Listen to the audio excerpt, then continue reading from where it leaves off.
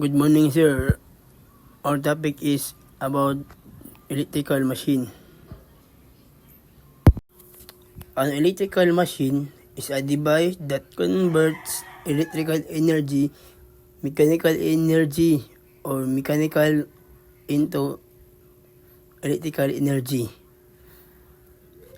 This machine play an important role in power generation, industrial application, transportation, and household appliances.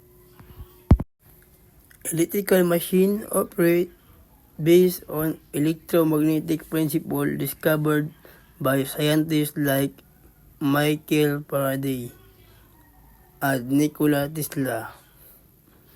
They are essential component of modern electrical system. Types of electrical machine. Number 1. Generators. Convert mechanical energy into electrical energy. Number 2. Motor convert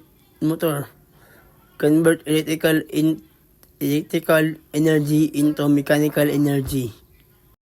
Number 3. Transformer.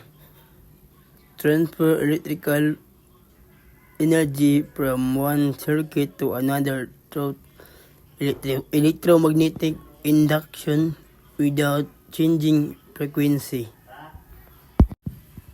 DC and AC machines.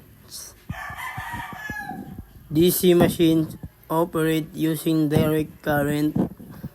They are commonly used battery-operated system and application requiring variable speed control. AC machine operate using alternate current. This includes synchronous motor and induction motors, widely used in industry due to their durability and efficiency. Application of electrical machine. Power plants for electrical generation, industrial machine and factories, electric vehicle, household appliances and like fans, refrigerator and washing machine. Main parts of electrical machine. Stator, the stationary part of the machine. Rotor, the rotating part of the machine.